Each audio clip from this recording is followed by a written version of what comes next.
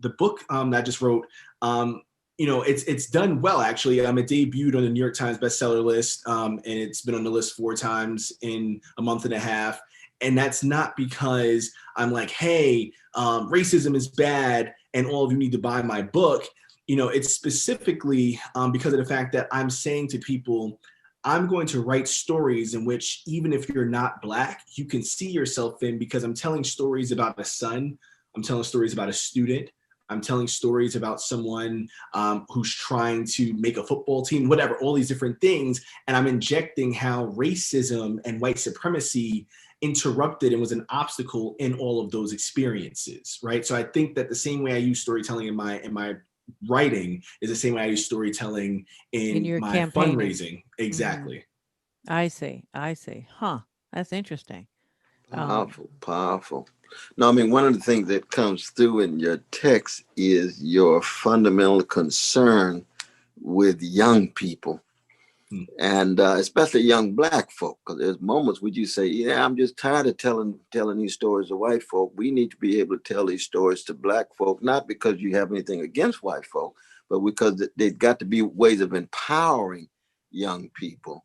And they have to be able to see that they had to come up with ways of negotiating similar kind of things that you did when you were young, or I did, or Tricia did, and so forth.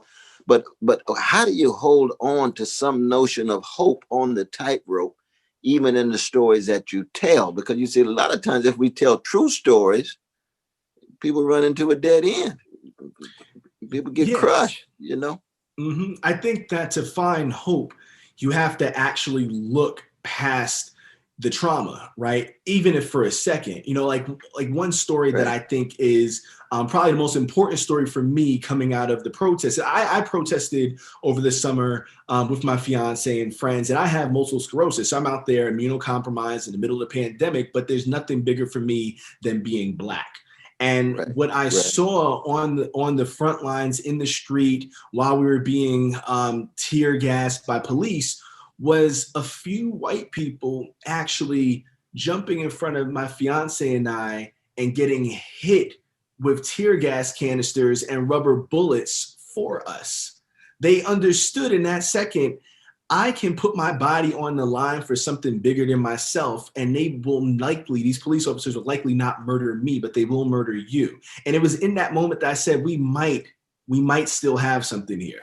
Right? Because even if 2 people exist like that, even if just 2 white people exist like that, exactly, that's powerful. If 2 men exist like that to tackle the patriarchy, if 2 cisgender heterosexual people exist like that to tackle heteronormativity and transphobia and homophobia, then you have something, because that's the spark for change. See, that reminds us of the vaccine that Sister Tricia was talking about in our early dialogue, but it's a vaccine that spills over beyond the Black community. It's the John Browns, you know what I mean? It's the Rabbi Heschels, those who fundamentally in solidarity with Black folk.